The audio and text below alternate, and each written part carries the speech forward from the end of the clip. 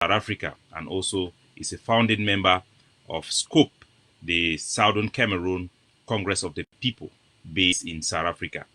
Ladies and gentlemen, this is a program where we have deep and interactive conversation with our guests that are selected across a wide spectrum of all factions of the Amazonian Revolution to talk about nothing other than an in-depth review of our liberation movement, as that is the only thing we can talk at this stage.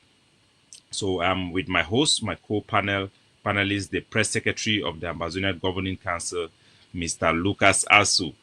Mr. Lucas ASU, I greet you, my brother. It's already Monday in Hong Kong, and it's still Sunday in Ground Zero.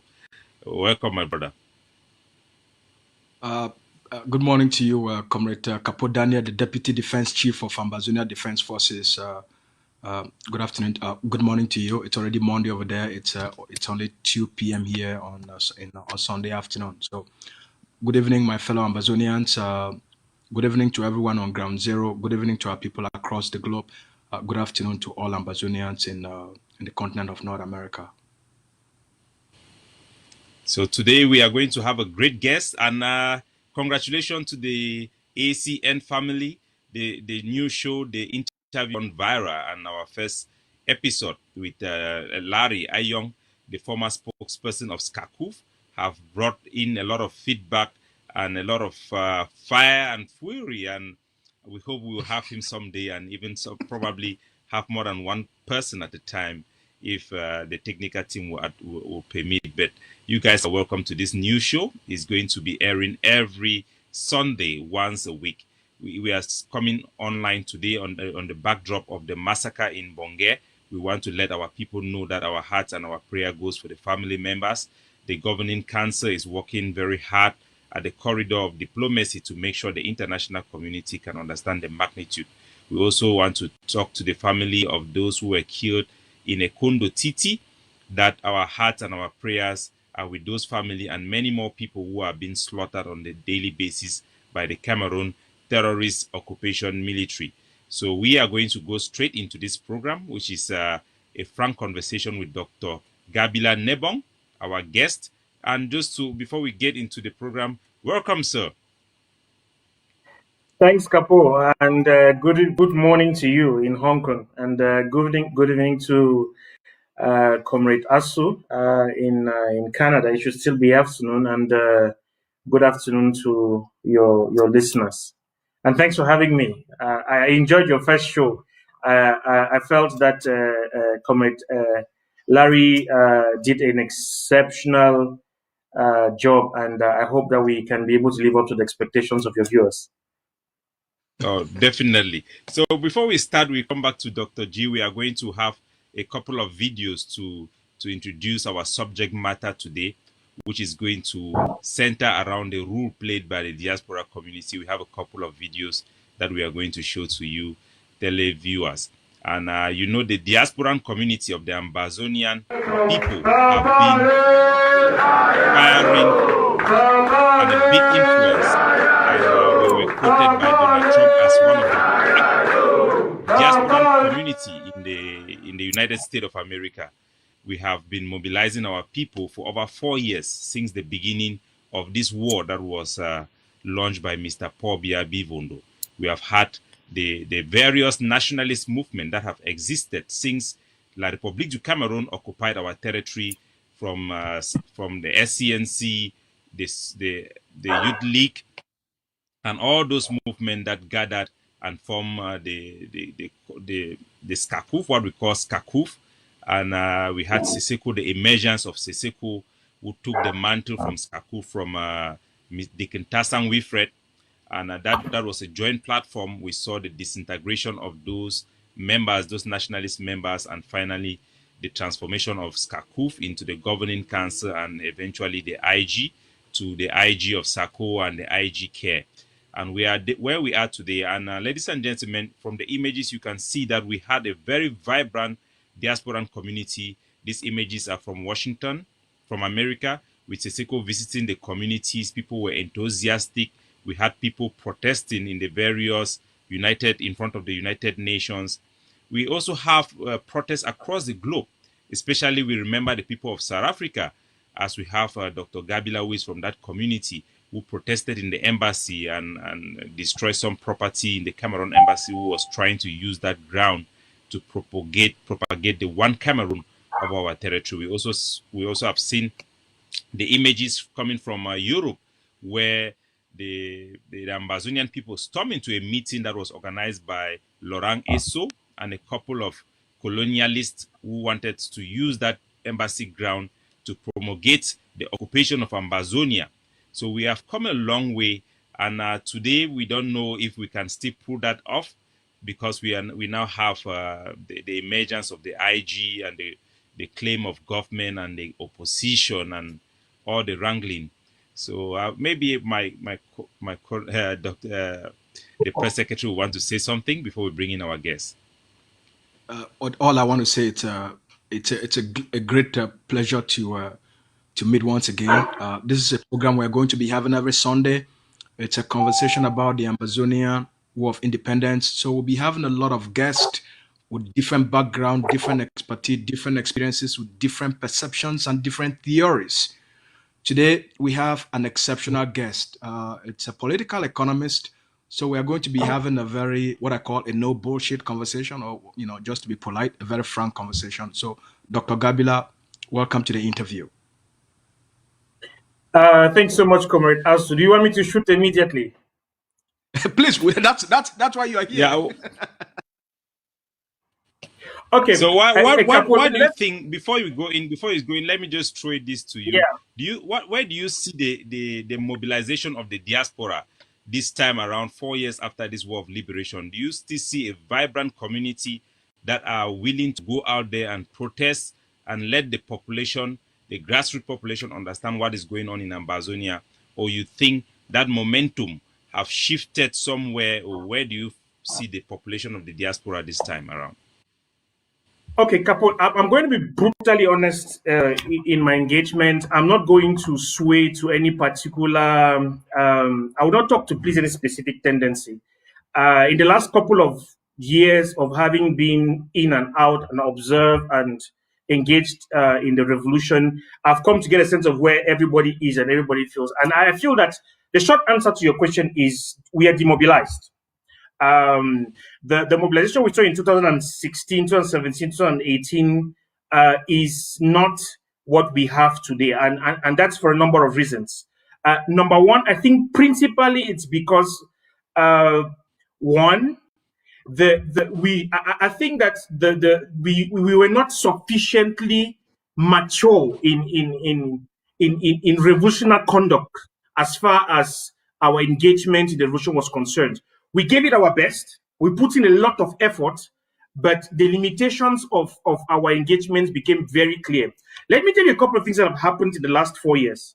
The one thing that has happened, and I'm speaking to you as strong cadre of AGOVC, and to the credit of Comrade Cho Ayaba and the AGOVC, the one thing that has happened consistently in the last 4 years is that the governing council has grown in strength, has grown in popularity, and has grown its ability to be able to exert itself.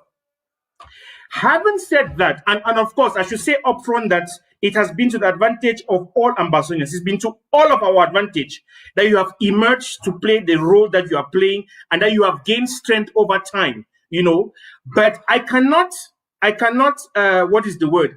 I cannot excuse you or absolve you of the responsibilities of some of the chaos that you caused, including the fact that you fought very hard against a TV and you now have a brilliant TV, which I'm enjoying very much. Now, I personally am not going to build a monument around that because I consider those to be part of the things that we initially had to do robust engagement as part of a demonstration of how committed we were to what we are trying to do to be able to build. There was a time for that. When it came for the time for the AGOVC and the ADF community to see that communications is key, you have a brilliant TV that is doing enormous, phenomenal work. That is how a revolution is supposed to be. We are supposed to be dynamic, adaptive. We're supposed to respond to changes. We're supposed to hold positions, come and evaluate them, and whenever we see the inadequacies of those positions, we move on. Constantly adapting to make sure that we are presenting to our people an offering that is both relevant and applicable to the time and the context in which we are. So, to the credit of AGOFC, that's one thing you have done positively. Let me tell you what you have not done positively.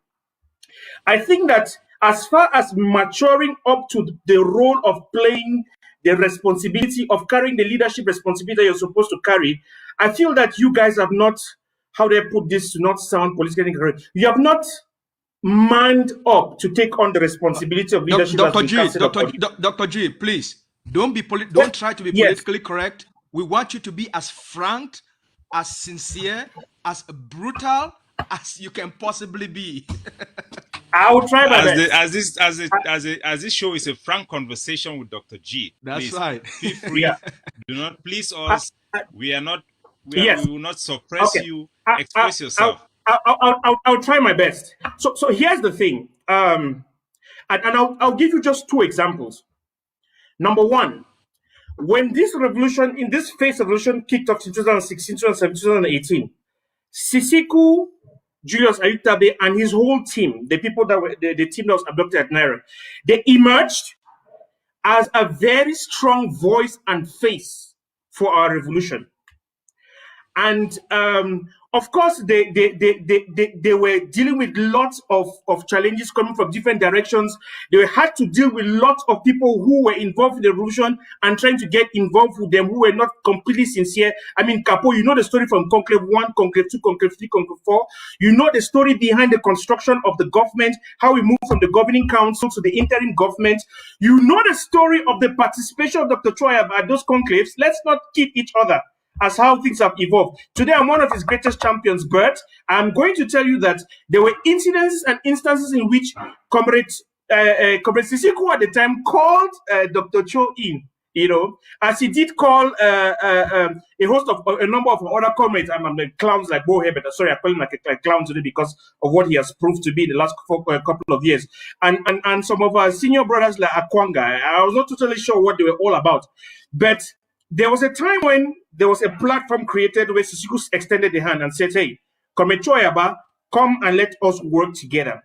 Now, because of the nature of Dr. G. Give me 30 seconds to close that idea. And then I'm going to hand it back to you. Yeah, before we get into that 30 seconds, which is something I know. Give me 15 seconds to round up that idea. And I'm going to give it back to you. I know you want to fry me, but let me fry you first. Go ahead. Let me come back to that. And I'm saying this to come back and credit Comrade Choaya, but that in 2020, 2021, he is the one defending Sisiku in jail. He's the one extending a hand of fellowship to Sisiku in jail, which is positive to him. But I don't want to kid any egg of GC people to the realization that there was a time when they were called to come to the table and they did not come to the table.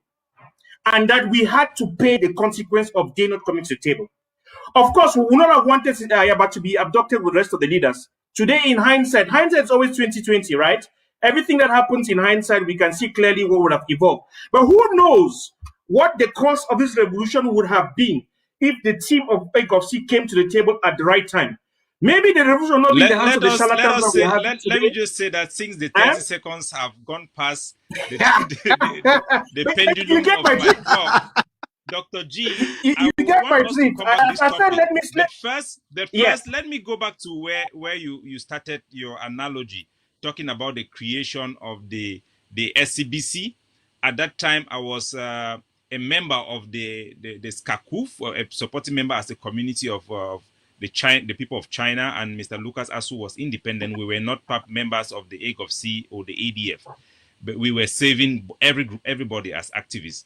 By then, right, it was a brilliant idea, and I think the governing council's position was that television was too expensive to be paying that amount of money without us buying guns. Their focus of that organization was to arm the boys and to train the boys. So I guess there could be a middle ground and say that they could be wrong or right. But that said, we as activists, we had complaints because the management of the SCBC would only allow groups or activists that are friendly towards the governing council to come on that show. I had difficulties to come there and air my show.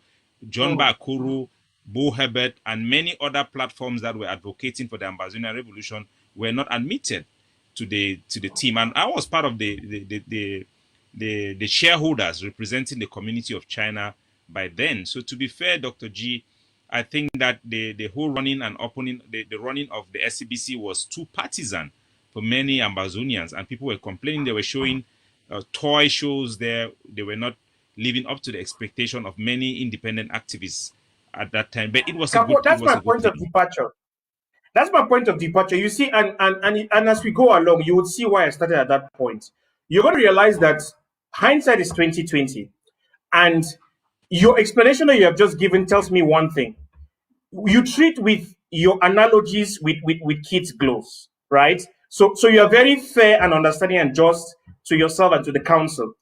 But you do not extend the same grace to the other groups for the decisions that could have been made and perceived as wrong at the time, for which they needed to be afforded an opportunity to learn lessons. Now, the reason I'm coming to this is not so that we should apportion blame. It's so that we should each appreciate the fact that we evolved under difficult circumstances at the time. We made decisions that we figured were the best at the time, and that those decisions, rightfully and wrongfully so, carried us through for that season. It is a revolution. It is not a laboratory experiment. It's a social science out in the society. We learn from our mistakes and move on experience. Now, granted, I think we all as Ambazonians then need to come to the maturity of conscience to say that what were the mistakes we made in the past? How can we move on? That transitions me to the bickering that I hear is a strong narrative within the AGOVC about the whole question of the formation of a government versus a movement. No, we are a council, you are a government. I don't know if Mr. the press secretary I just transitioned. That was the second thing I wanted to take it step by step. To take it I just transitioned to that because that was the second thing I wanted to chop your legs a bit about. Because Mr. I'm very Secretary, brief. do you have something to say? Do you want to say no, something? Very briefly, give me 20 seconds. The Let me make that point and then I'll give back. Dr. G is our guest, and we want Ambazonians to hear from him. Let him give him enough time to be able to speak his mind and speak truth to the people. That's all we all right. So, Dr. G, you said you need a little bit of time to finish your point. Finish your point so that we can move to thank you, ASU. Thank you, ASU. You are the man. CAPO, if we flip this conversation, we start talking about IGK, you will have no idea the things I'm going to say. So please just permit me to be generous to AGOVC. I support the people that I criticize. That is how I demonstrate support. If I don't take you seriously, I don't bother to invest my intellectual capital on you. There's some people I hardly barely talk about. In fact, all of 2021, I think I mentioned Akwanga once. I gave him an award for the most interesting leader in 2021. Why is that? There's some people that here's the thing, and here's the thing in a general sense. When people build a lot of expectations upon you, they take time to examine what you do, and they can give you feedback that you may consider very critical. But when those some people turn around and defend you vigorously, I think it's a sign of endorsement and approval. Capo, on the question of government and governing council, for me, it's semantics.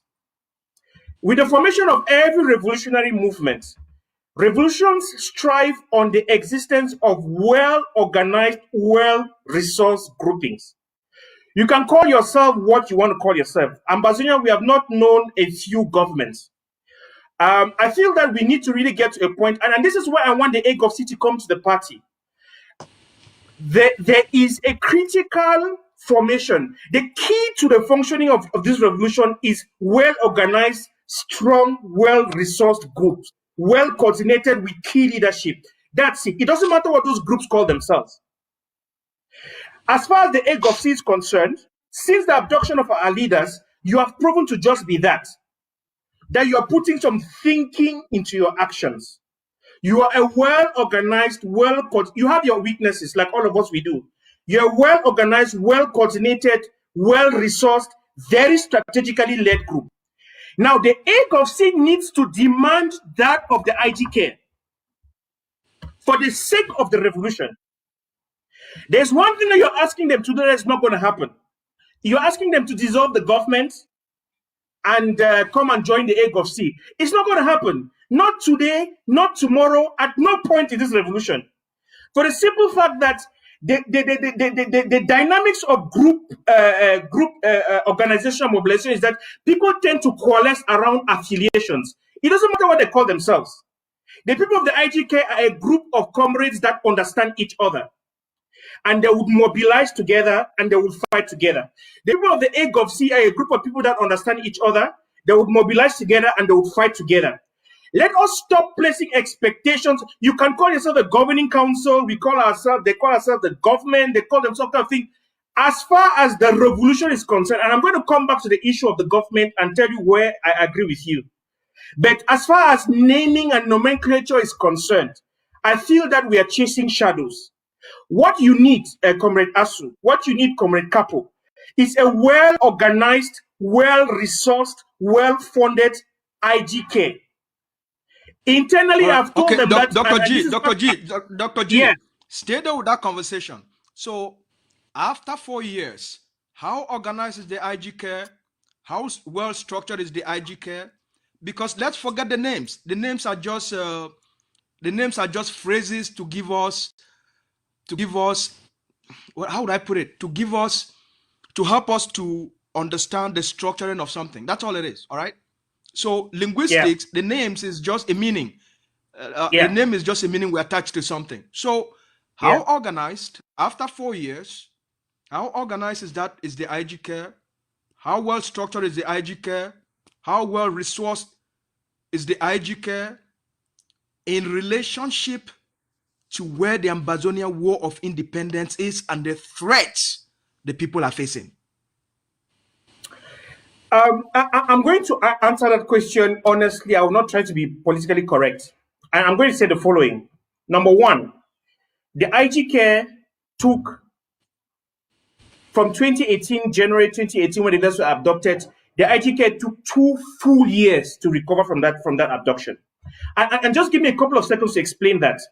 Because the abduction of the leaders of Sisiko and his team occurred at a time when institutionally the IG was in transition. When the people came back from the fourth conclave, one of the things which the Advisory Council of the Ambazonian Committee South Africa pulled the leaders together and told them, including a message that was sent to Sisiko, we told them that we understand why you want to form a government, but you have lost the mobilization platform that existed in Skakuf, because people could identify themselves to Skakuf as a politically, ideologically driven entity that had branches all across the world as a mobilization platform, but nobody identifies itself to a government. Now, that was institutional transition that Sisiko had been given a responsibility. So that was a fundamental mistake. Granted, completely granted. But it was in response to circumstances of the time. It was a fundamental, as you look at, remember I told you that hindsight is often 20/20.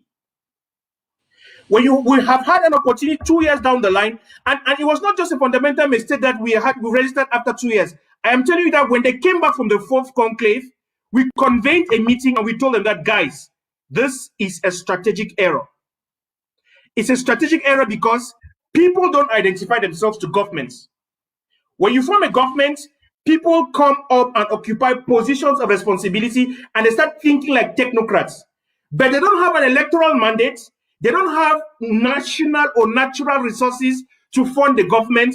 And so they end up hanging in the air. And that has been a sickness, permit me to say, that has stayed with the IG up to today. There are some comrades that have become institutional furniture in that structure called the IG. They're just there. They're not adding value. They're not coming up with new programs. They're not driving the revolution in one way or the other, but they carry titles, secretary of that, secretary of this, secretary of that. What exactly do you do? I don't understand. I give you a simple example. We've had this whole institution function like that for the last 2-3 years. But when you listen to the stories coming out of our prisoners, the leadership in detention under the difficult circumstances in Konegi are the ones organizing care for our refugees, for our ITPs. for our internally displaced, for the prisoners. What in God's name is the whole secretary of HSS and all those fancy titles? What have they been doing for the last 2-3 years? If people in detention have to be the one that organize feeding, legal cost, healthcare for people for themselves, for all the people in the 5-6 other prisons, for internally displaced, and for our refugees. So we made a strategic error at the time because it caused a demobilization from the base. The bulk of the people that were engaged in trying to mobilize resources to advance the revolution, they stepped back, and then people came forward with titles, and all of us sat back and were waiting for them to perform. It did not happen. Dr. Now, G. yes, so I acknowledge that was a strategic error, but let me go on to say, and I'm saying this to say that the AGOVC and our ADF brothers should therefore not build a monument around that. Please, for the sake of the revolution, for the sake of our people. Because I not think all of them this will is come a up. frank conversation. This is a frank Yes. conversation. And as much as we sometimes we just go with the flow, it's also good to take things chronologically so that we can, with the old broom, can sweep all corners of the house. So just for the record, like you said, the diaspora community have, for the most part, been been demoralized or demobilized. Demoralized, yeah. It is also There, very important for our people to two understand that things. Just even two things. though I'm not going to explain. I'm not going to explain, Capo. They have been demobilized for two things. One, we dismembered the structures of mobilization before we created alternative structures. Skakuf. Number two, the initial people who came on in terms of leadership responsibility mismanaged the resources. So people stopped giving. Those are the two we reasons why I we think they're had mobilized. I think even though they I have think been Dr. G, there is a yeah, third component.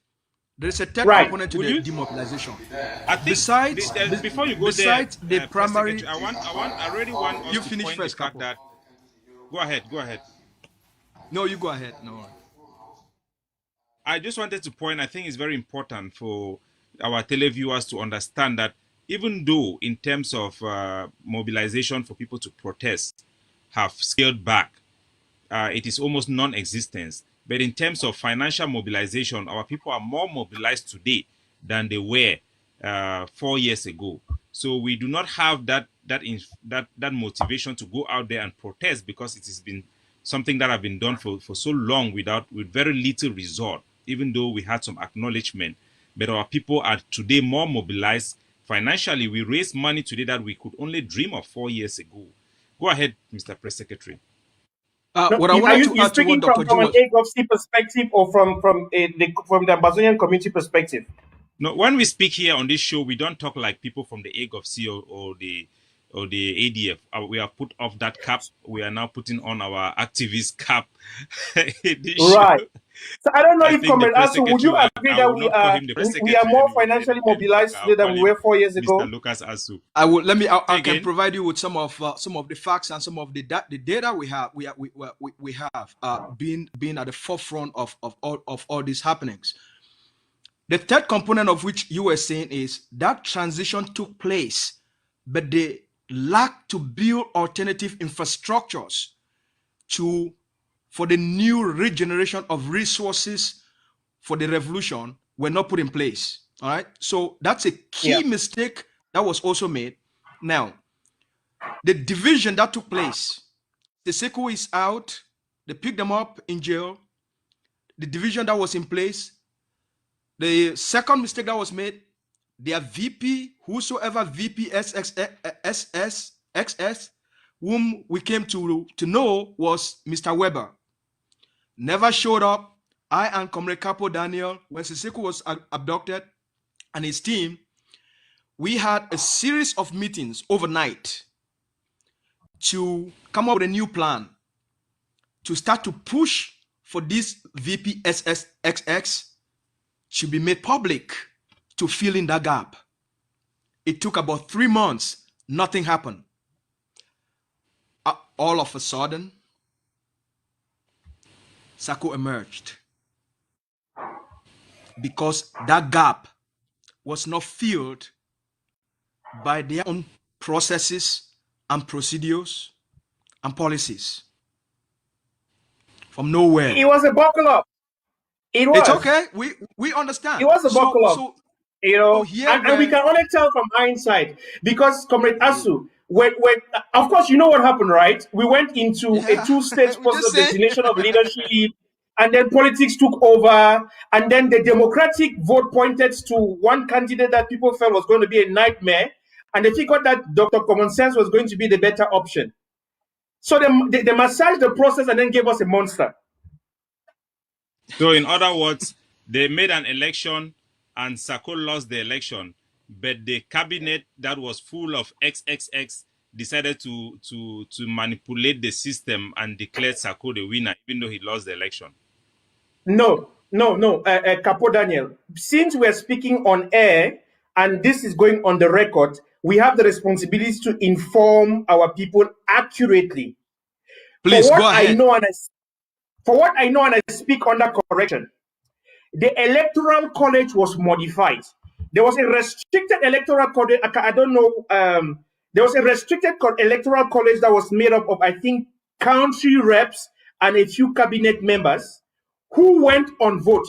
And here's the thing. One, the point of departure was that to establish balance Dr. of strength. G, you're talking about cabinet members. What I'm saying is cabinet members were already. No, guys, let me answer the. Let me answer the question. It's a very important point you have raised. It's a very important point you have raised for the record. The IG, where the country heads. No. Let me answer the question. That was agreed upon, and Sako lost the election. No, Capo, you're asking me the question. Let me answer. Let him answer the question, please. Let me answer the question. To the best of my knowledge. Is Sako lost the election? No, wrong. It's a no. It's a no. I want to tell you what happened for what I know. Lost the election. Because Sako did not lose the election. Well, the election. Then maybe the first vote they conducted, which I have the minutes of that meeting, the country heads were called upon to vote for who to choose between Sako and Chris Anu. They went into a vote. The numerical victor was Chris Anu, and the cabinet. Yes, you're right. Decided to say that Chris Anu. Yes, you're right. You played with my brain. See, you played with my brain when Sako lost the election. I was going to say Chris Anu won the first. Yeah, no, you're right. You used you asked the question in a reverse and then you played on my brain.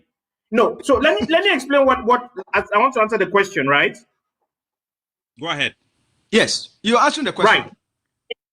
Now I'm answering the question. So of course, for the sake of clarity and because we are speaking truth to our people, okay? The first electoral college that came in. That was constituted of country, as I said, before you come down to the choice of the two. Before the electoral college was convened, there was a political decision that was taken, which is already anti-democratic in itself. A political decision was taken that this leadership should be handed to someone from the southern zone to establish a balance between the northern and the southern zone. So the process from its onset, from the thinking, which comes from a good place, but it was not democratic in any sense. And of course, like you say, when they went to the first round of elections, Chris Anu emerged as the person who was supposed to be the leader. And a few of the cabinet members figured that he was not going to be the most suitable person. They reconvened the second set of votes, expanded electoral college, and then Grand Jakatu emerged as the leader of the IG. There is that's what happened. The person who led the change of the rejection of the choice of the victor of that election was the person which we know is the brother of Fayengo Francis, who goes by the name Yengo, whatever name he calls himself there. He's embedded in the IG. We think that guy have been manipulating the system. But also Dr. G. Also, Dr. G. So there's a sense in which you may be making the argument.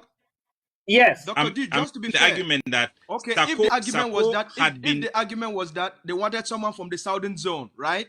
If they wanted someone from the southern zone, Chris Anu won the election and they wanted someone from the southern zone. Is Chris Anu not from the southern zone? He's from Lebiale. No, Chris Anu. So Chris Anu, and so the whole question of wanting somebody from the southern zone inform who were the candidates that emerged in the elections. Let's not forget that Barrister Harmony Bobga was leading that 3-man transition team at the time. Let's not forget that you had people like Atam Milan, you had a whole host of people who had leadership credentials. But there was a political decision that had been taken that the leader and the face of the revolution... The political decision was taken by who? The person that led have the transit. Yes, the political decision was taken by who? Manipulation is somebody. The political decision was taken by somebody. The political decision was taken. Dr. The political decision was taken by the leadership collective at the time. You know, by the leadership collective at the time. But Capo, let me say one more thing about that. Let me say one. Notwithstanding the decisions that were taken at the level of the leadership at the top, we must not forget that the basis of the IG structures at the time, which was driven by country leaderships, was pure and extensively democratic, because all of the people who emerged as country heads, myself inclusive, at the time when I served, came out of electoral processes. So they were duly voted representatives of the people from the constituencies that we're dealing with. So there's a sense in which you can say that this was like a collegial. It's like what happens in US elections. You vote senators go into Senate and designate who the president was, of sorts. So that's what was happening. So the first stage elections of designating of leadership at the head of the IG structures went smooth, without any structure. It was democracy in practice, thumbs up. When it came to getting cabinet and the representatives together into the hall to make a decision, they decided who they decided with. So, but I don't want us to build a monument on that. I want us to pass on that. Since we're having a frank discussion, before you go ahead, there is something that is very important. There was less than 30% of the constituent member of the country heads that were actually voted by their people. The South African being one of those that had democratic election. The constituent where I was and was part of in China, the person who was the country head, Mr. Muma, who is a very corrupt person in China, was never elected. The person in Finland was never elected. There were a lot of people that I know in that system that were never elected. Nevertheless, there was a mole within the ID that we had been talking about for a long time. We believe the mole was involved in the process of getting Sako on the board of SCAPAC before the whole thing came out. We had discussed and gave this warning to Siseko and many people of the IG that the brother of Fayengo Francis was embedded in the IG, and he was the main person engaging in political backdoor deals to get Sako as the leader of the IG, and he succeeded in a process where he could not succeed because they had agreed that they want somebody from the southern zone. They chose 2 candidates. They voted the person that he did not want, and he manipulated his way and have Sako at the helm. Before people could realize what was going on and calling Sako as a mole that was embedded in the revolution, it was basically too late. He is now carrying the crown of the IG, and it is very difficult for Siseko to take back that crown from him, even though he's an impostor. I mean, I agree with you. I'm one of those who have, for the last 3-4 years, held onto the theory or the postulation that Sako is a mole. Okay, I've thought long and hard about it, and I cannot judge and come to any other conclusions from all of his actions. I don't understand why they are hard on the leaders in jail. I don't understand why they're hell bent on burying the people in prison. I don't understand why they take resources and not direct them to the right places where they are supposed to be gone. I don't understand why they are hell bent on projecting themselves as a predominant good. There's a revolution to be prosecuted. 9 out of 10 times, anything you hear coming from that group is, we are the legitimate government, we are the ones you're supposed to talk to, including they are rushing to go to the Swiss process. So they are all about, it is us, we are the government, we are the ones you must talk to. This is the president, this is the leader. There's a whole amount of posturing that has nothing to do with a revolution for the liberation and transformation of the lives of our people.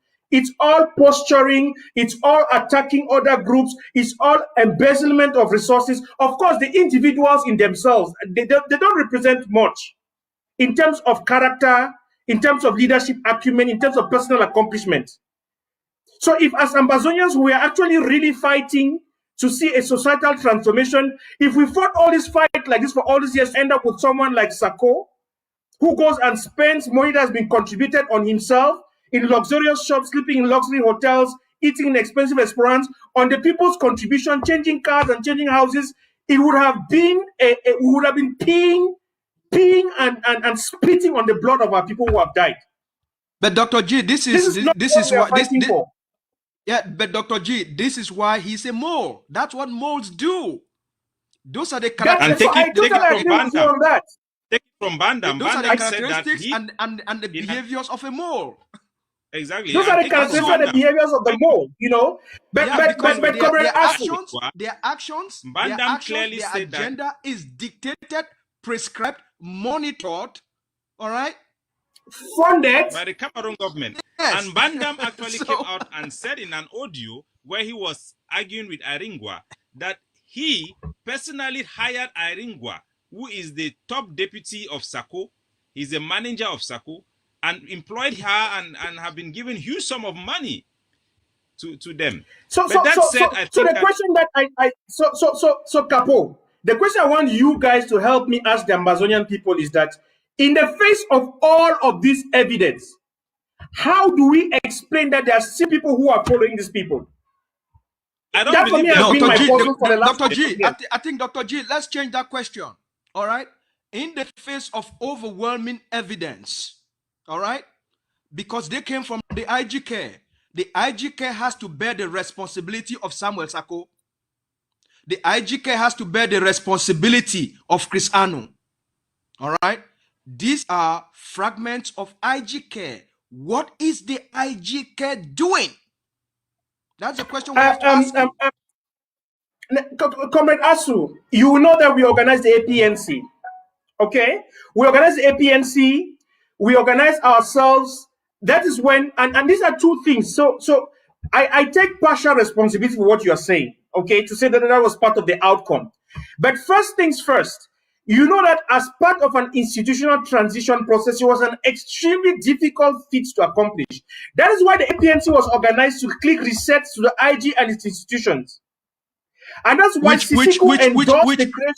which I and Capo Daniel were the only two Ambazonian activists that helped, supported, and promoted the APNC because we knew what you guys were up to. Yes, so I just want our people, since we're talking to our people up and above all, I want the people to understand the steps that the IG undertook to remedy the situation that they faced. Let's discuss the question of DPXXX. And as part of my notes preparing for this interview, I had made a point that I was going to talk about Honorable Weber as a specimen of Ambazonian leadership, of Southern Cameroonian leadership, or West Cameroonian leadership, whatever you want to call it. Because you go up to the rostrum of the parliament of the enemy, you make a bold statement in support of a specific cause. The people are mobilized globally in response to your call. When the opportunity is presented for you to come and take leadership, you back down. You should only back down, but for the last 4 years, you go silent. We don't hear anything from this guy for so many years, and then he pops up and he's telling us to go and take the COVID vaccine.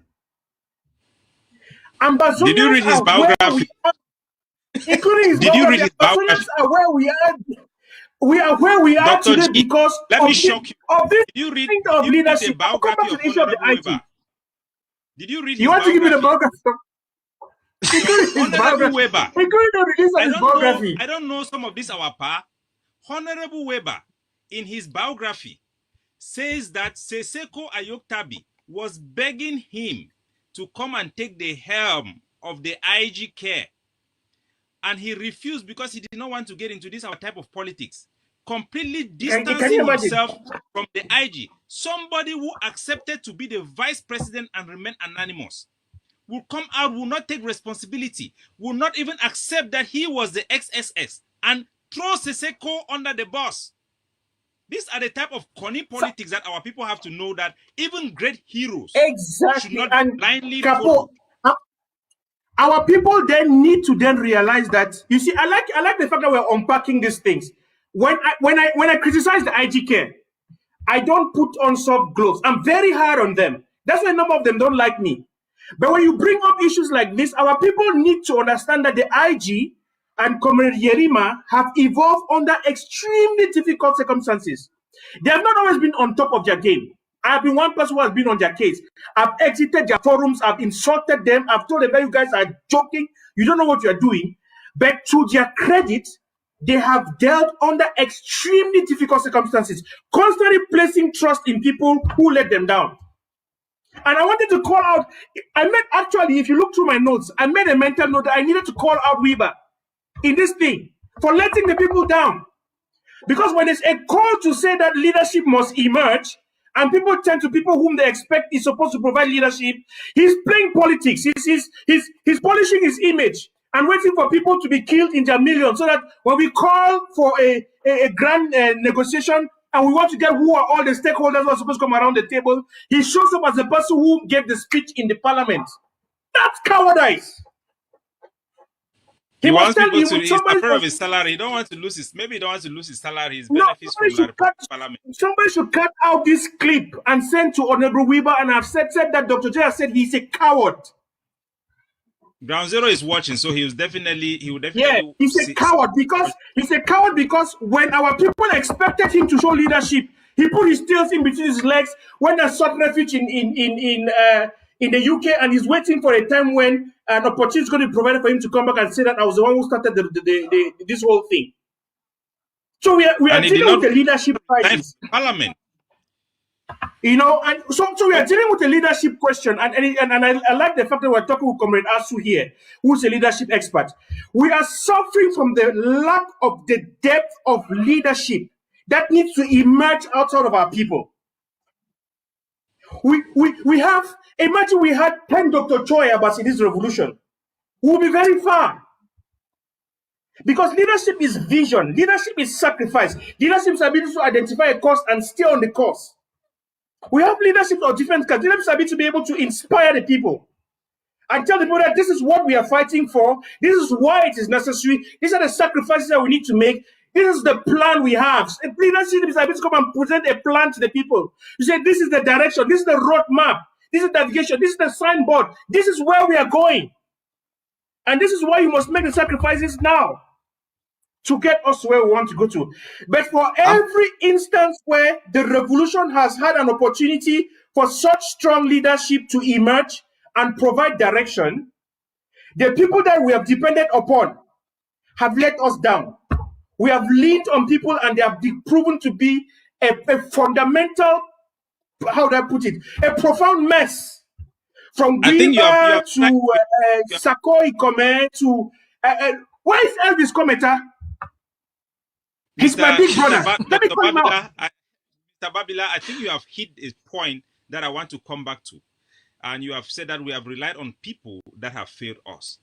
Don't you think this is the main problem we have? And I'm not blaming anybody because we did not prepare for this thing. This is a problem. We rely on people instead of relying on institution and relying on principle. This will take us back to the whole transformation of Skakuf.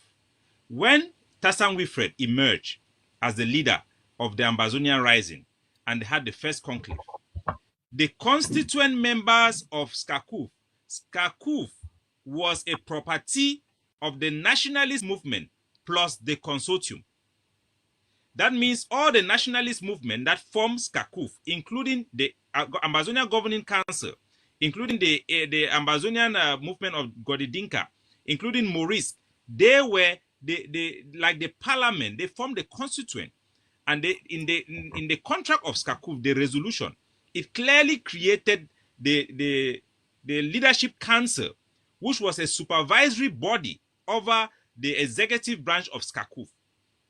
But when Seseko emerged, as Dr. Larry Ayong, I'll give you a chance to respond to Dr. Larry Ayong, had claimed, Atta Milan was using Seseko to manipulate the system. What happened was the leadership council that was supposed to be governing the affairs of Skakuf were completely abandoned. And today you find the people of the IG who think that the IG was a group that belongs to them. As a matter of fact, the IG was a joint platform created and owned by the constituent member who came together to form it. But people have hijacked it because at that initial stage, it looks, with the emergence of Seseko, a very powerful and brilliant, selfless individual. People thought we could rely on an individual rather than relying on the institution that created the emergence of that individual. And Seseko tried his best, because I worked with him closely, to make sure that he respect the leadership council. But Atta Milan, who had a lot of problem with these people, they just isolated the leadership council and they dissolved themselves. And then he came and replaced them with the country heads. That's fine, but Comrade Capo, look, as Dr. G has pointed out, the monster we created was that the SCACUF, instead of following the leadership of the leadership council or taking orders from them or getting validation for their policy on them, they instead started to rely on Seseko and acting independently, and actually kicked out the nationalist movement and transformed themselves into in a group. That's fine. Let me answer that. Asu, if you may, okay, let me go ahead, respond Dr. to G, so Capo. that I'll follow after you. Go ahead. Okay, Capo, let me agree and disagree with you. I agree with the narrative to a certain extent. I disagree with you on one point. The sickness that we have as Ambazonians is that we do not take time to let institutions that we are forming to grow to maturity. That's number one. Number two, we come from a culture of personalities. We relate leadership to individuals. When we want to see that an organization is well led, we tend to associate it to individuals. We do not have a culture of institutions. The proof of my thesis is the following. The people that you are calling constituent members of SCACUF that come from nationalist movement, who are the nationalist movements? List me those people and... No. This is the point I'm driving at. Of all those 8 in number, how many of them could come to any of those SCACUF meetings with a registered member list of 100 people? Apart from all of them. You have Maurice had a big constituent member. Let me give you. Excuse me. Maurice was a big constituent member. The group of the Republic of Ambazonia of Godidinka is highly reputable. The group of no, I'm not talking about reputation. Led by Capo, I'm not talking about reputation. There are groups like SCNC that are long-established nationalist movements with a leadership base and a leadership structure. There are groups like EGOC that can fit that criteria. But then and now, anything you call Morris was in Bose Herbert's suitcase. But Morris at that was time, Herbert, and according to the law, we're not talking about law. We're talking about institutions. If you are going to build, get the point I'm trying to make. If you're going to build a nationalist council that is made up of constituent bodies, the reason I'm making an insistence on this point, Comrade Capo Daniel, is because it is one of my recommendations that we should go back to those models. And I'm not talking about models that just start and end with the Council of the Nationalist Movements, but I'm talking about models that tell nationalist movements to go back to the grassroots and mobilize at the grassroots and build organizations. Don't you think this is the arrogance? This is the arrogance of South Africa that have led to the collusion of the former SDF people to come and hijack this thing. Because there you are. No, you're a conspiracy theorist. No. Capo, you're a conspiracy theorist. This is an arrogance. There's no substance in what you made. How can you, Dr. Gabila, a specialist and a researcher who have done so well academically, things that the constituent member that created an organization, that organization who is a child of that assembly, would turn and tell the assembly that you are not qualified? So long as no, it's not organization. You're getting me wrong. The resolution that created SCACUF, the resolution that gave the name SCACUF, and that gave the mandate of SCACUF and appointed its officials, have the right of its own and ownership. Dr. G, please, Dr. G, for you and Comrade Sako. No. Dr. G. Comrade Asu, let me respond to Capo. Capo, you got me wrong. You did not get the point I made. My response to that question about the legitimacy of the council. I think that. Look, let me just wrap up this thing with Capo. There is I am something not about arguing that. I'm not arguing that the nationalist leaders were not legitimate to constitute a council. The response I get to that is that as Ambazonians, we do not give time for institutions to mature. That was my response. I wasn't negating the point we're making, because we created one institution. Before they mature, we create a second institution. Case in point, Morisk was an umbrella organization. I attended the meeting that was organized in Washington, D.C., made up of nationalist movement to build what we called Morisk.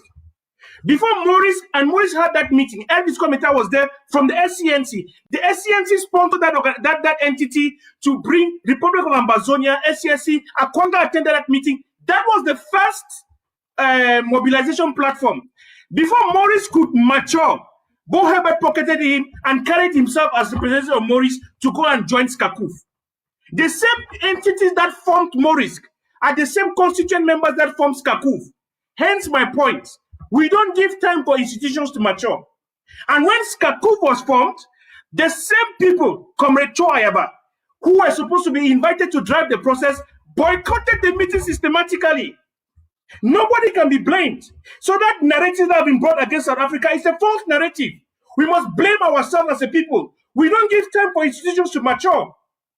And we need to change that. We don't give time. We don't give time for institutions. We don't give time for institutions to mature.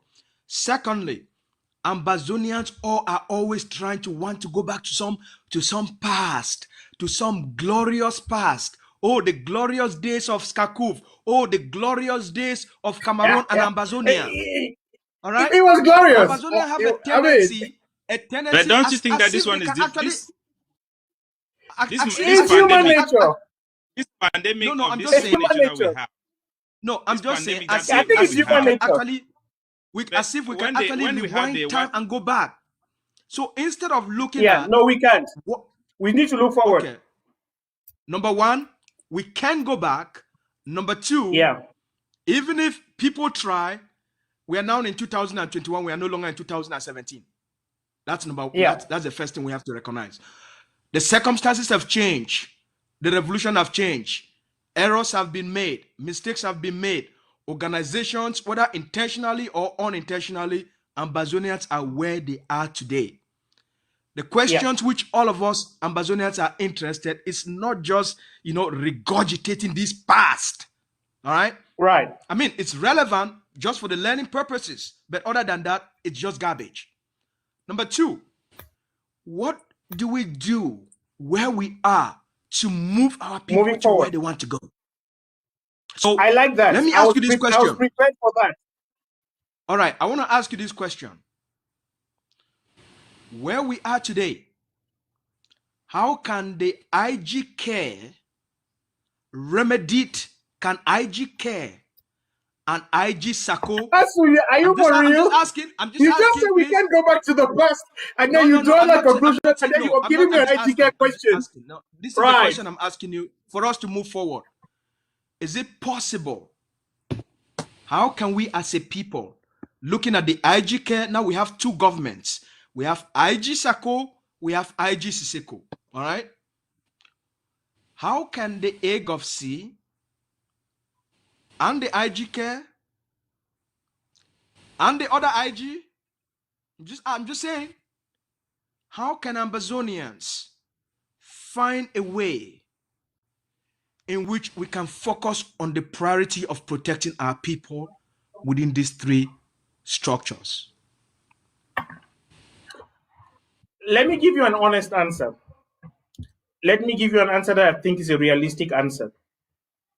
Okay. The division, and it builds upon everything that we have discussed up to this point. If we all sustain the assumption that SACO, Comrade SACO is a mold, it has two consequences. It's either an unfounded suspicion that means that there's a lack of trust, or it's an established fact that means that he cannot and does not qualify to count as one of us. Okay. If you build on either of the two assumptions, either a breakdown of trust that says there's lack of confidence, or an established fact that says he's working for the government, it means that we would not be being frank and honest to ourselves if we foresee a collaborative model that factors him into the equation. So my way forward suggestion is that the Joint Commission, and CAPO knows what I'm talking about. The idea behind the Joint Commission and the emergence of a collaboration between Comrade Choayaba and Comrade Sisiku would hold the key to drive the notion of collaboration moving forward. And I could elaborate on that. So I have come from the end. That is my final point recommendation, and I'm going to elaborate. I feel that we should pursue a model of collaboration that is conditioned upon driving groups to build strong organizations that are well organized, membership based, well resourced, with a leadership culture that maintain their identity. Look at the model of the UN. Countries of the world are members of the United Nations as member organizations, but they do not stop being countries. But the United Nations as a council has a multilateral governance responsibility. It has a secretariat, it has a secretary general that is implementing multilateral issues on behalf of member states. But the president of the United States is still the president of the United States. That is the model of collaboration that I think that our people are supposed to follow. Comrade Cho Ayaba recently went through the process of being elected president of AGOFC. He has a vice president and a whole team of leadership. I believe that, and I am advocating for a model of collaboration that follows the UN systems model that says constituent assemblies should maintain their individuality, but come delegate people into collaborative councils. So it's a very simple structure, a UN-based structure that is membership-based, that has just 3 councils: a council for diplomacy, a council for humanitarian action, a council for self-defense, a secretariat, an assembly of elders that serves as advisory council. So 4 simple structures. This becomes the Ambazonian Liberation Authority structure, National Council. And I propose that as an example that can be drawn from the South African Revolution. Even though the National ANC, African National Congress, emerged as the predominant entity that fought and conquered liberation, you're going to realize that the Freedom Charter, and which I was going to share with our people today, the Freedom Charter that eventually emerged to become the basis of the South African Constitution, was drawn up by a group of 7 different organizations. 7 different organizations that came up and agreed on 10 principles. You had the South African Communist Party, you had the African National Congress, you had the Council for Colots, you had the Council for Indians, you had some other council for Congress for Democracy, you had a Federation for Women. There were 7 organizations that came together and formed the National Advisory Council, or the National Council, drew up the Freedom Charter based on 10 principles. The principles are there out there. But one of the principles was that the people shall govern. They identified the issues of the time and then said that we may have our individual characteristics and ideas, but we do agree on the following 10 principles. The people shall govern, the land shall belong to all those who live in it, education shall be provided for us. You can go through their 10 points there, it's easy to find on Google, but you're going to realize that those 7 organizations agreed on 10 principles that says, even though we have our individual leadership structures, our individual philosophies, I mean, the ANC was a national liberation movement, South African Communist Party was completely communist, you have something that was advocating for Indians, their diversity was established, but they were internally coherent and internally organized. That's what I think we should do. I've told my people so Dr. G, to be internally coherent, yes, basically, okay, right now we are facing a threat where the priorities of the revolution have to be the liberation of homeland, irrespective of the differences in ideology. All right, this will exist. Yeah. That will not change. But we cannot. All right, that will not change. But the main priority, regardless of groups right now, in terms of the protection of our people, in terms of the threat they are facing on the ground, all these politics can be going on. But if the simple basic understanding, just let me finish my point. Basic understanding, as you've pointed out, the IGK, from our perspective, we're looking at all of these groups. If we put them all together, there are only 2 groups. there is the IG, and there is AGOVC, predominant groups, powerful groups. Is there a way in which they can agree, for example, on a self-defense project? I'm just saying, the IG care, the AGOVC say, hey, can we start by agreeing with just working together on self-defense on the ground for the liberation? Can they start there and start to build trust? Comrade Asu, your question is answered in the simplified collaborative structure that I have proposed. Why am I insisting on this? Here's the thing. Well-organized groups are well-resourced. There is built-in accountability. Because this is one of the challenges that we face as a people. We are we are like children in the marketplace. There is no iota of revolutionary discipline as far as concerns how people participate. There are, let me use the examples there. Let me use examples. There are activists in certain organizations that the leadership of the organizations cannot tell them shit. They are total loose cannons. They go on the rampage and they go left, right. No, let me finish. This is a very important point, Capo. Because if we are going to... No, we are having a frank conversation. He's asking you to give examples. He's having to give examples. The devil is a liar. He wants you to give examples. But let me make this point. Let me make this point very clear. This is why I'm insisting that we are supposed to have well-organized, well-structured, well-resourced groups. We need revolutionary discipline. If we do not have revolutionary discipline, we cannot coordinate self-defense. Capo, you are involved in this thing. Anybody who says self-defense is getting into a territory where it is precision, is extreme discipline. Because when you lose, you snooze, you pay in human lives that are irrepressible. So we are too indisciplined as a people. We are supposed to get organizations. Let me finish this point. We are supposed to get organizations to organize themselves. It's supposed to be a requirement. Capo, the nationalist movements that came into the Constituent Assembly of Skakuf, nobody placed any requirements on them. They came in there unchallenged. I am saying that we should tell people, go and bring us a list of 200, 300, 400, 500 registered paying members.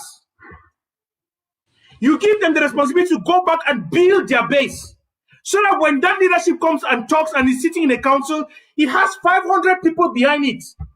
If we have just 5 groups like that have 500 people behind it, we're talking about a leadership council that is talking for 2.5 million people.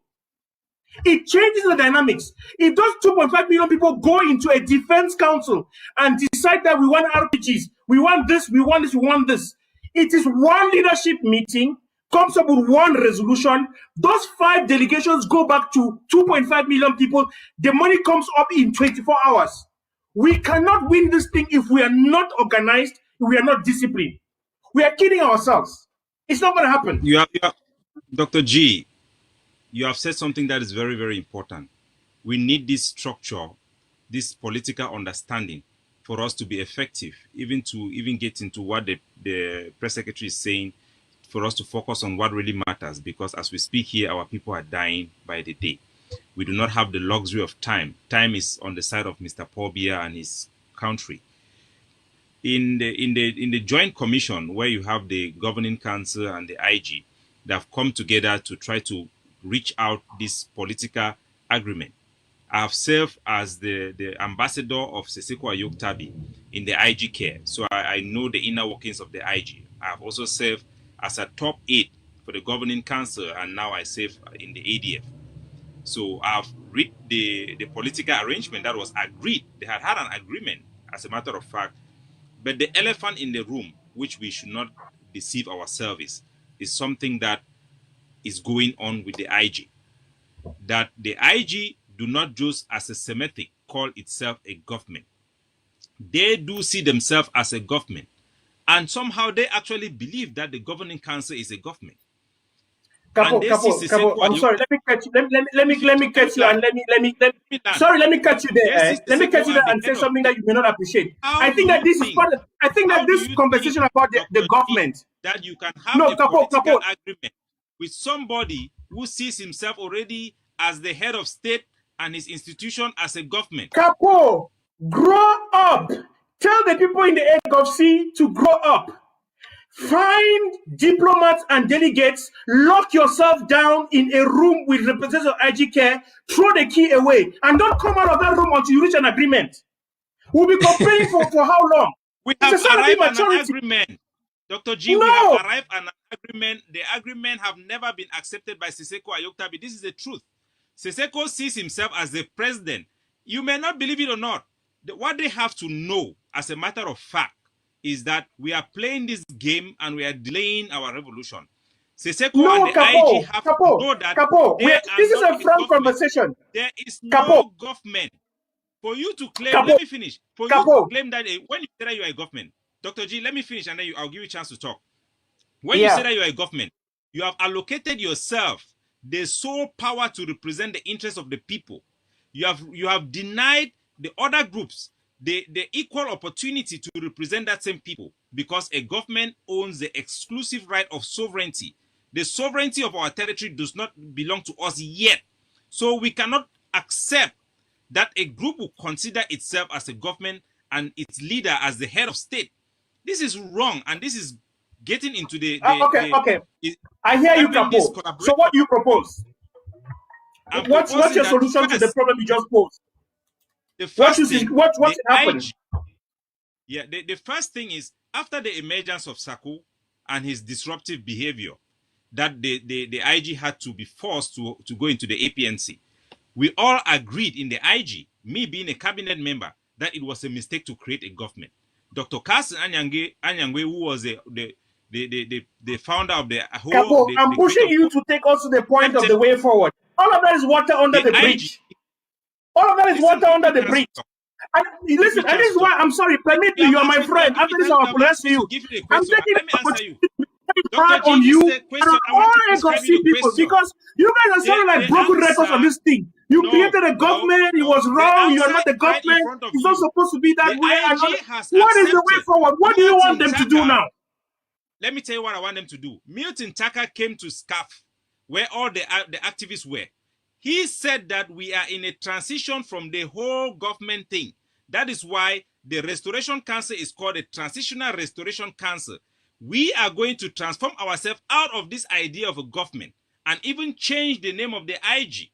We don't want the IG to dissolve. They have to stop this nonsense that they are a government. So, okay, Capo.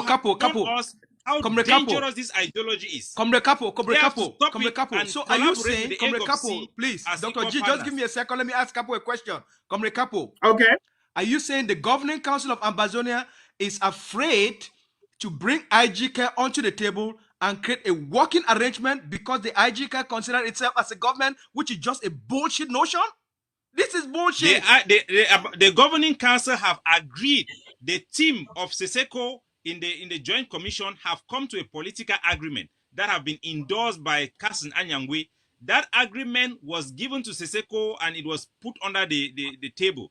Till today, Siseko have not agreed because he still sees himself as the head of state and the Capo, listen, Capo, my friend, you are above that. You know, permit me to say this. I say this to my own hurt. Dr. G, I'm going to show you a letter right now, which I No. Let me respond to you before you show me a letter, because you spoke and I did not respond. Let me respond to you. It's very important I respond to you, because we are talking to the Ambazonian people. I want every single member of the AGOC to jump off that boat. You're flogging a dead horse, because nothing will come out of it.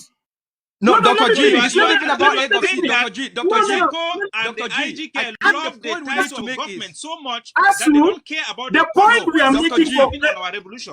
Dr. G, the point we have to make to Ambazonians is that these people don't love us. These people cannot. No, you let me talk. I let you talk. Let me address that point. Since we are having a frank conversation. You're not addressing that point. You are addressing me. No, I am addressing the point. Don't address me.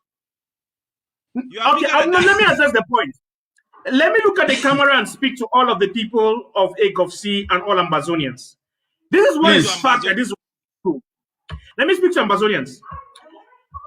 The sociology of group formation says that people come together and establish affiliations on the basis of affinity. when they organize themselves and they mobilize, there is no entity outside of that internal structure that can define or dictate to that group how it should transform itself.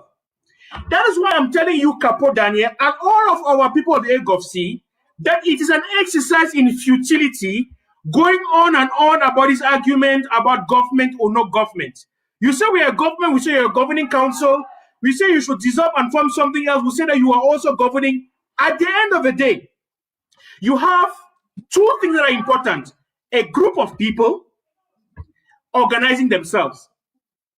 I am telling the people of the AGOVC that instead of hammering on this issue of government or no government, require of the IGK to organize themselves into a membership-based organization, a political organization, or whatever you want to call it. You are going to serve Ambazonians better because they are not members of a government. You can say that people do not represent you as government. We have 4, 5, 6 governments in Ambazonia. Most people don't even know who they are. So it's a totally irrelevant point for you guys to continue to dwell on.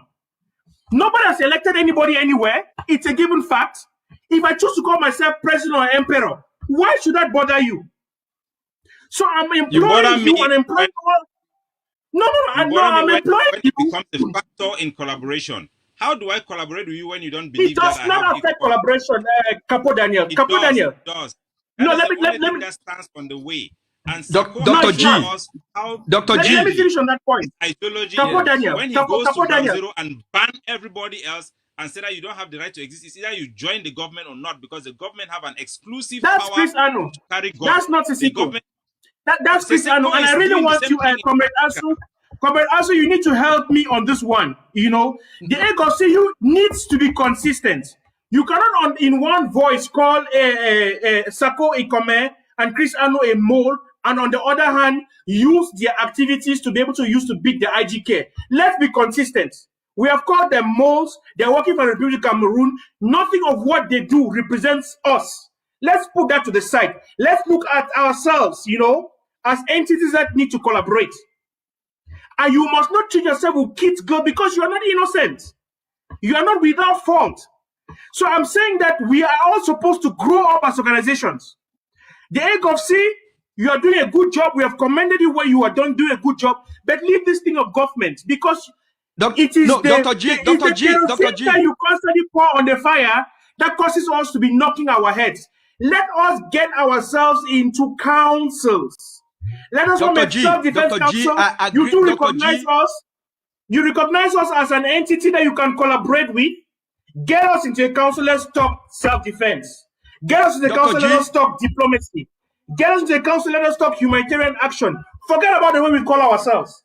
You cannot restructure the IPK. So stop trying. No, Dr. G, I agree with you 100%. The whole notion of this belief that because the IGK calls itself a government becomes a barrier of collaboration, I call it fucking bullshit. All right? It's bullshit. It's just fucking bullshit. What we need is the will to make collaboration a reality for the Ambazonia people. Don't forget that there are children that are watching us. So mind your language. It's okay. Children, you know, sometimes they love that. I got you there. Just, you know, it's language. So, yep. So what we need is just the honesty, the sincerity, and the will to tell Sisi Kwayok or Yerima, this is the priority of our people. We have to work on this. That's what we need. No, but you can't do that. You cannot do that. Let me tell you. We don't need the excuses. Asu, let me tell you that. Let me tell you the arrogance of that statement. No, just as nobody can tell. Listen. Let's be honest with each other. You must understand. I agree with you that the AGOVC is using that as an excuse. It's an excuse. The AGOVC? That as an excuse. We have agreed. We recognize the IGK as is a leader that has people under him that he works with, that he answers to. We need to understand we're dealing with two groups of people here. And we must then bring ourselves to ask ourselves the questions: how do you get these two groups that have lots of potentials to push all their best elements to work together? At the moment, nobody's asking that questions. We are just like kids in a play park each other. Let me ask you directly. You, Dr. G, you said in Yes. this program in the beginning that you support the people that you criticize. Why is it that there in South Africa, every time they hold a Zoom conference and they invite you there, you have never donated a dime to the ADF in that Zoom conference in South Africa? I have my reasons, and I'm not going to speak on camera. That is a problem. That is a problem. It's where not we a problem. have the IGK, who is a collaborating who is a sister group to the governing council. They will not do certain things because they think that they will give advantage to us, and the enemy is taking advantage. No, you've asked a question that speaks to Dr. G as an individual, but you cannot say the same thing. Most of the members of the IGK no. Okay, let me give you something. No, when that we is a came to celebrate completely the National false Day, assumption. let me tell you how That this is thing a played out, Dr. G. No, To celebrate the National Day, let the technical team put the flyers of Dr. Cho's visit to South Africa.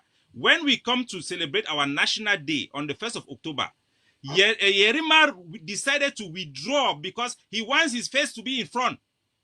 He must be my face come on, Capo Daniel. Capo Daniel, let's speak at age, and let's speak our age and speak the level of maturity. These are not questions that we're supposed to be dealing with the public domain. Our people, we face a common enemy. Our people deserve to be treated. Our people deserve leadership. These are organizational issues. Get these leaders into collaborative councils. They will deal with these issues. It is not on social media and the public domain that we're supposed to come and ask questions and deal with issues like that. It's a sign of immaturity of our leadership. Comrade ASU, you're a leadership expert. All right, Dr. G, let's discuss with the things that we're supposed to out of collaborative perspective. That is why I said earlier on, the points you are raising are very legitimate. Why have we not handled it? Because we are not mature enough to handle it. Look, in terms of the committee have done their job. Lock these leaders up in a room and throw away the key. And ask them to dig. He will go and stay with Siseko there, and they will agree there because our people agree. And Siseko to come out with political agreement. We will put pressure, like we say in the public. Dr. G, we've heard your point. The Ambazonian people expect on a serious note, on a serious note, jokes aside, in a revolution, issues of this nature will arise, and they are resolved by people using backdoor channels to build trust and knock on each other's doors until they get answers. That is actually the mechanics of nation building. Because we would have to be doing this for the rest of our lives, and we'll have to teach our children to do this. The act of negotiation, the art of getting the other person to see from your perspective and get to do things the way you want them to be done. It is the sense of the lack of maturity in leadership that we have not demonstrated that causes us to continue to dwell in these same problems. And I am saying that we have to and can solve that. Let us get people behind closed doors. Let's stop this bickering on social media when we are talking to peace and fire up our fan base. Leaders are leaders because they lead. And providing leadership is part of solving problems. So if there are leaders in the AGOVC and there are leaders in the IGK, those leaders should lock themselves up in a room, write out the issues, and resolve it. If they come out with solutions, then they earn the right in the sight of our people to govern and to lead. If we cannot solve basic problems like that, I want us to go away from ourselves topic, as leaders, how do we then go and lead? Dr. G, we want to ask you this question. What would you propose for Dr. Ayaba and Siseko Ayoktabe that represents the major groups that speaks for the Ambazonian people? What would you recommend for them? I would recommend that both of them sit down and take the lead. I would recommend that there are difficult questions that cannot be resolved in the immediate. CAPO knows what I'm talking about. I listened to a bit of some of the things. Go for low-hanging fruits. Siseko, as the political face of the struggle, should be strengthened across the board. Dr. Cho Ayaba, as the rebel leader or as the leader of the liberation face, as the face and the image behind self-defense, needs to be supported across the board. That is the framework of the recommendation. How do you work that out in detail? What we have been trying to do is to collapse people's individual identity and wanting them to come into a single structure. Sociologically, anthropologically, it is not feasible. It cannot happen. What I am proposing in return is to ask for each of those individual identities to strengthen themselves, place themselves under conditions, objectives to grow membership, and then delegate people into a council that will forge the terms of collaboration. Whatever happens, a strong political message needs to be sent forth that there is a political representation that is a collective of leaders in jail. The world needs to know that the leadership in jail are in jail because of all of us. The leadership in jail and the leadership out of jail and in all of their engagement need to send one strong message. That for every message in terms of the stabilization force and the approach to self-defense on the ground that Dr. Choyaba is putting forward, he's putting forward not for the AGOVC or the ATF, but on behalf of Ambazonians.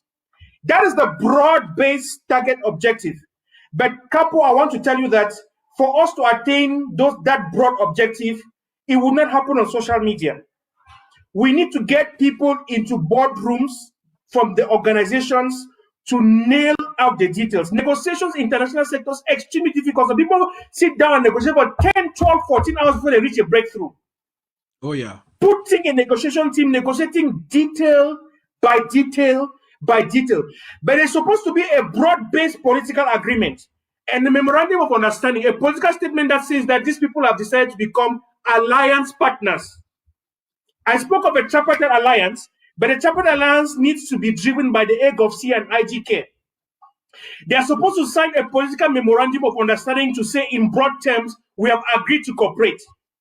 They are not supposed to give the details of that cooperation to our people, but it sends a political signal to the international community and to our people that these two major groupings have decided to work together. Now, it is up to you and me and all of the hardworking people of the IGK and AGOVC to sit down, lock ourselves in the room, and work out the details of that collaboration. Because guess what? When it comes to the actual management and the governing of Ambazonia, that is what we would have to do to provide leadership to our people. We will not be governing the people on social media or on television channels. We will have to sit in boardrooms and take tough decisions, agree, disagree, fight. But when we come out of that room, we send out the white smoke like when the Pope has been selected. The white smoke, it says that we are coming out with a broad base to say that the coalition met, the alliance met, it deliberated on ABCD, it came out with resolutions. It's a process of maturity in the management of political affairs. We owe ourselves and our people that, and we are not there. We are still too childish. Dr. G. I wanted to go to it. No, Comrade Capo, let me ask this question because I really have to exit. Dr. G, I want to ask you this question before I exit.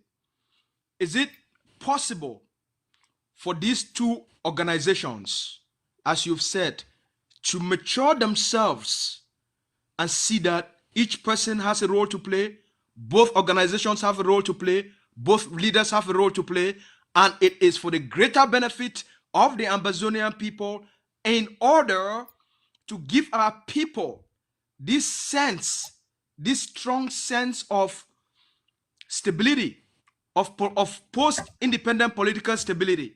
Is this possible for both of these leaders to recognize each other? First of all, I want to ask you, can they recognize each other publicly? Can Seseku Ayoktabe also recognize Dr. Ayabacho while he's in jail? Absolutely. Absolutely. As you ask a very, very, very, very important question. This is going to be the first test of our maturation as a people in demonstrating to the national community that we have the kind of maturity it takes to govern ourselves. The act of striking deals, the act of being able to define the common good, the art of being able to identify who is like-minded. We do not need to agree on everything 100%. We are not going to agree on anything 100%. Sure. That is why there's political contestation. We can agree to, like they say in politics, we're not in politics, but in politics, there are no permanent friends. There are only permanent interests. And at the moment, our common interest is Ambazonia. So yes, these two people have the obligation. It is a necessity to come out with a political agreement that says that we have formed an alliance that has a broad set of strokes. We agreed to work in diplomacy. We agreed to work in humanitarian action. We agreed to work in communications. We agreed to work in resource mobilization. We agreed to work in self-defense. That can be the broad 5 strokes of the Memorandum of Understanding. Now, it therefore then requires each group to send its self-defense experts, send its humanitarian experts, its diplomatic experts, its resource mobilization experts, its communication experts to go into councils, to go and work out the details. And then we need to have a high-level political, I call it political for lack of a better word, a high-level political council of top leaders from the organizations that make decisions and speak for the alliance. We also need to have a high-level group of elders respected across the board that may not be head of organizations, but speak for the people by virtue of legitimacy, such that if these 2 people are not agreeing, they should have an elder they can default to. An elder that is going to tell them that, no, for the sake of the interests of the people, this is the approach you're supposed to adopt. But when it comes to the working out of providing signaling for direction of how the struggle is supposed to be governed, it's a 5-stage process. Leaders collaborate. They get their technical guys to work on specific sectors. If there's a disagreement at the level of a specific sector, they gravitate it right up, they escalate it up to the political council. If we cannot agree on the political council, we shelve it. We advance with what we agree on. We put on ice the things we don't agree on. If we engage, we do not disagree, we do not continue to agree, we come out and we're honest to our people. We don't agree on this. Is this a model? Is this a model? It's a model. Is this a model you're looking at for the transition authority, or this is a liberation model? Which one? It's a liberation model. Let me answer your question even with more specifics. It's a liberation model given the context of our current configuration as a people. We have no other option. Because if we had had a sense when we got to this liberation phase as a single unified homogeneous entity, we could have pursued the model of a liberation led by a liberation leader. Comrade CAPO Daniel, this is frank talk. From today till we get to Ambassador, there are some people who would never accept Comrade Chuayaba. It does not negate the good things that he's doing. There are some people who would never accept Comrade Sisiko. From today till we get to Ambazonia, it's a part of human nature. Should it stop us from working together? No. This is where leadership comes in. Leadership then becomes a bit to be able to rise above this little pettiness and see the big picture. To say, what is this person's strength? How can we make it work? Ultimately, post-liberation, we would get into the formation of a liberal, democratic, meritocratic state that's going to be on the basis of participatory democracy. Then each of these people can take their individualities to our people, and our people are going to vote for them and give them the right to govern, the right to lead. But in the liberation phase, we need revolutionary leaders. And if a revolutionary leader emerges that has a group of people that assembles around it, let us strengthen that pole. If another one emerges, let us strengthen that pole. The stronger the individual group in your assessment, in the current Ambazonian War of Independence atmosphere, has Dr. Cho emerged as a liberation leader, considering what he's been able to project 2019, 2020, 2021, with what he's been able to do that no other movement has been able to do in the last 4 years in terms of his defense strategy, defense structure, public mobilization, public education, the projection of Ambazonia? With such leadership, has he been able to demonstrate that? Comrade Asulukat, do not become an Angama lizard that falls on the ground and you know, you say that in my Dr. Dr. G. Just a question though, because that's what you said. I'm not saying it all. My think that, and on a more serious note, go ahead. It's all right. There are some things that are very obvious, right? But our people will take time to get there. Now, I am calling upon the sense of revolutionary consciousness of the people of AGOVC, of Dr. Cho Ayaba and his leadership team, to understand that you are not where you were in 2016. You are not where you were in 2017. You have taken time to prove yourself. Allow the people to crown you. If you understand what I'm saying. Do what you're doing. Do what you're doing, and do what you're doing because you're doing it for the people. It would naturally emerge that this is obvious. What you would do if you try to precipitate that process is that you're going to turn people away, and you're going to what is the word? You will have a premature birth. Everything is beautiful in this time. Keep on doing what you're doing. But as you are going Dr. through G, that, allow the people to grow into an understanding of the role that you're playing. But, and let me say this again with insistence, and I really want you guys to take this back to the team. You have an obligation. I don't want to call it responsibility. You have an obligation to help the IG care recover from the catastrophe of the last 2-3 years and build a formidable, solid organization. You are not going to do that by beating them on the head. That is true. That is true. And Dr. G, you know, as they say, we are running out of time. Nothing good lasts forever. But we'll get into this lightning round that I'm going to go with you. And this takes us back to our wonderful country there in South Africa, where we have a lot of powerful Ambazonians that have been so much instrumental in leading this liberation movement. Dr. G, you took the leadership of Amba South Africa, but you resigned within 1 year. What was the reason for you to resign from that organization? Capo Daniel, I want to be very modest to our people. South Africa has a crop of very, what is the word? He has a crop of very dedicated Ambazonians that are sacrificial, that give themselves of absolutely in everything that they do. The entity which I took over, he had internal issues. I'm not sure yet if I want to be totally open and transparent to Ambazonian people about the internal wranglings of that specific entity. But the short answer was, I took over a very political organization that had an established constituency that had built, had godfathers, people who almost believe to themselves that they own the organization. And I'm a very politically savvy person. You know, I can read an organization and see where the power play is, and know who are the people who hold the levers of power and what it takes to be able to lift that organization or dump it. I had a choice to either be revolutionary, focus on contributing to our people, or bending down and playing the politics. I opted out of the politics. I told myself that this is not why I came into the revolution. We are not doing what is the word? It's not we're not in a race to prove ourselves to each other. We're in a race to bring liberation to our people.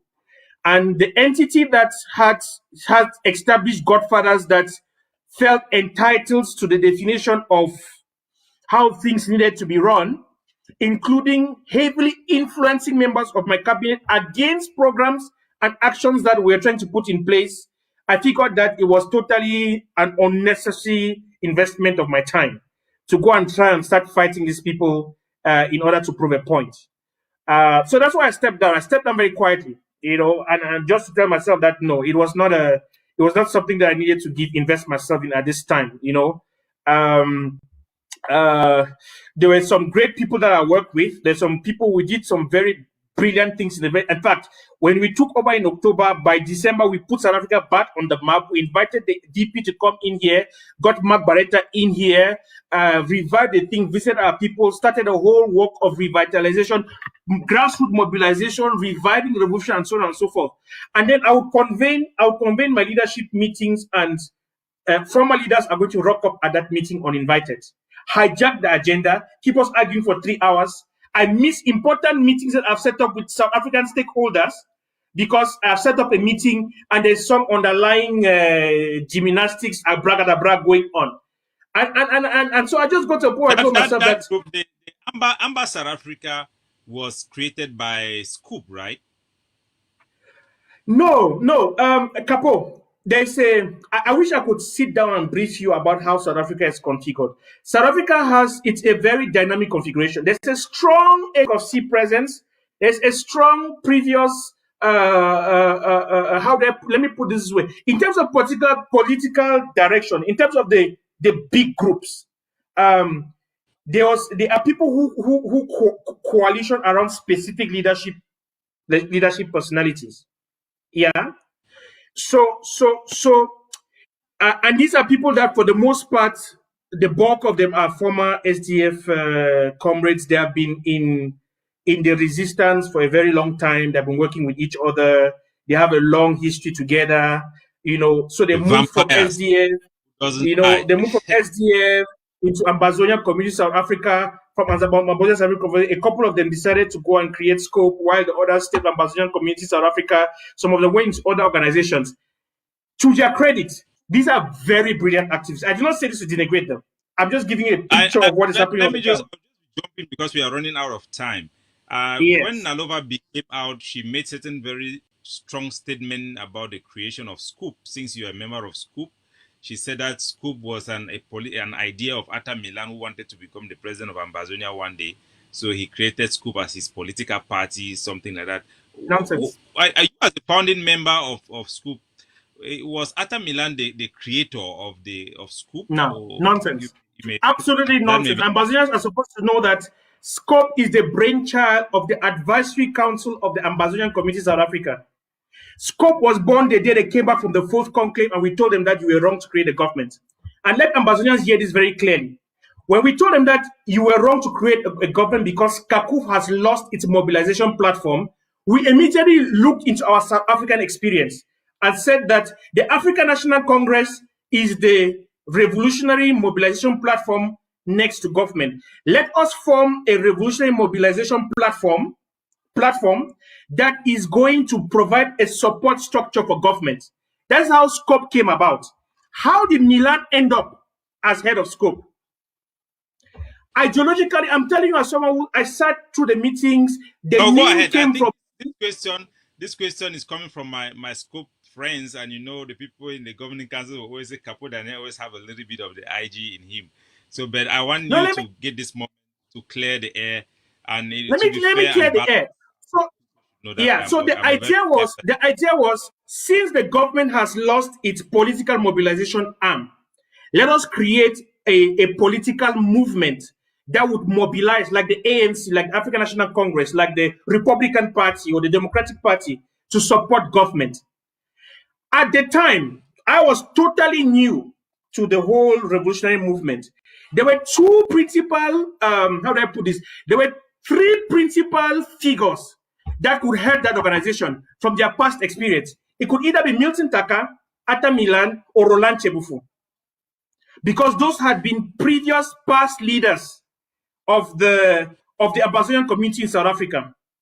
And to be fair to Ambazonians and to all these three entities, of all the three people, the only person that I had a long established relationship with was Roland Chebufu. Milan, I just met him first time. Milton Taka, I just met him first time.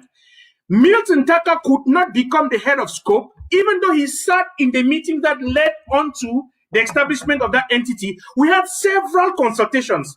Capo, we worked for almost 6 months, back on back, 6 10-hour meetings. I remember during the Easter break holidays of the 2017, we went and locked ourselves in a guest house, worked till 3 a.m., slept at 3 a.m., woke up and started working at 8 a.m. to 4 p.m., building Scope. I can tell you the people were in that meeting. Milan was not there. Milton was there. Milan connected to that meeting by video conference. When it came to designate how did Milan became the president of a group that he did not participate? People may like to know how did Milan did not participate because he was not physically located in South Africa. He has a UN job that takes him to travel around Africa. But his spirit was there. No, Capo, don't tantalize me. I'm answering a very serious question here. So all of these people in South Africa were organizing themselves. Our interest was to provide a political movement to support the government. Milan had just fallen off the governing council. He had been under a lot of pressure. People had been insulting him and doing all kinds of evil things about him. He had taken a break from the IG, and he figured that he had been unfairly treated. He needed to come back. Milton Taka and Roland Chebufu told Milan, your reputation is not at a place where if you take on this organization at the time, you will help the organization. You will bury this organization if you take it on at this point. They advised against setting up Milan as a chairperson of Scope. But they all approached me and I mean individually. So how did Milan become the president of Scope? No, he was legitimately elected. We built up the structures. Milan is popular among the constituent of South Africa. He is. And Milan, for everything that you may say about him, Capo Daniel, I've worked closely with Milan. Milan is one of the most efficient comrades that we have in this revolution. There's Mr. something Dr. that you like somebody who is not afraid Capo, of people and you always say your mind. I'll get to you. You say what you want to say. Dr. Larry Ayong, who was a former SCACU spokesperson and have been very close to these leaders, he was on this show in our first episode and he made some very powerful, damaging statement regarding Atta Milan. He said that Milan was intoxicating Siseko Ayoktabi and made it impossible for Siseko to collaborate with other nationalist movements, and his personal problem overshadowed the term of Siseko. With all those strong statements made by both Nalova B regarding Atta Milan, made by Larry Ayong regarding Atta Milan, made by even on the show of Tori of Nadjela, Madame Nadjela, we had the lady of Scope there. I think everybody know that one. I didn't even want to quote her here, but you have Princess Harriet also says a lot of damaging things about Milan. Irrespective of the popularity of Milan in South Africa, do you think he has a positive role to play if you inject him? Don't you think it will undermine the opposition against him is so strong that it will undermine anything he may want to do in good faith or not? Capo, South Africa is a country that has a very high, I would say, has a very high revolutionary consciousness. At the time when Milan was under fire from the rest of the international community, we as a nation, we took the decision not to throw our comrade under the bus. As a matter of revolutionary... Camaraderie. No. It was not for camaraderie. No. It was not. It was not for. It was not just for. Capo Daniel. Capo. Listen. Was it the you and I have a certain. Let me ask you, Dr. G. No. Let me finish. Let me answer your question before you go to another question. Registered member of the SDF. I wouldn't be able to tell. This is something in the long past. I wouldn't know. I did not know them when they were then. I just know their history. But let me answer your question before we move away from that, because you asked a very important question. I need to put that out for Ambazonians to know, to clear. We made a principled decision. It was the same decision of principle that made us to make him the chairperson of Scope. Because the things that Milan was being accused of, we sat him down and we asked him questions. He gave us answers. Long before he came out and explained what was happening in the rest of the world, he gave us answers, produced evidence, we examined the evidence, and we saw with what he was saying. And then we made a decision as a country that we were going to stand with each other. And I think that it's important for a revolution. Capo, I'm supposed to defend you until you prove me to the contrary. And I felt that in Milan's shoe, I would have expected the same protection from my comrades. Because if the whole world is coming against you, the first line of defense that you have are the comrades with whom you're in the trenches. I'm saying these are people that we spend 6-8 hours together. We eat dollar at 3 a.m. in the morning. The least we could do was to have Milan's back. Not out of a blind support because he's from South Africa, but we examine the issues. This is the first thing. Secondly, as far as Milan's influence around Siseko is concerned, Capo, you need to understand that of all the entities, and this is a contributor of South Africa, of all the entities that contributed to the first and the second and the third and the fourth conclave, South Africa came in as one of the most consistently organized groups or countries. We have a higher than available political and revolutionary consciousness because of the country in which we live in. So when people got to conclaves and started playing politics or started playing revolutionary machinations, it was obvious that you were dealing with people who were not blank checks. You were dealing with people who had revolutionary credentials, and they outmaneuvered them. The issue in this specific issue of the governing council and the IG, it was not even Sisiku or Milan. The red herring here was Tassan. Tassan, in terms of his ability to manage the secretary of the governing council as an efficient administrator, something that Milan is, something that Tassan is not.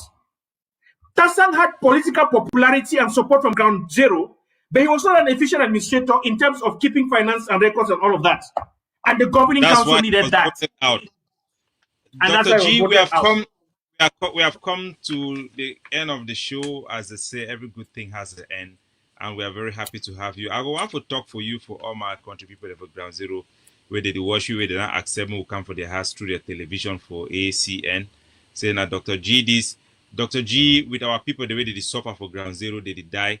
The immediate thing for them now, now they are survivor, and self-defense now the most important arm, as well as the diplomacy, because if they fight, they no get person where they talk for international partners them, then the fighting is not going to go nowhere.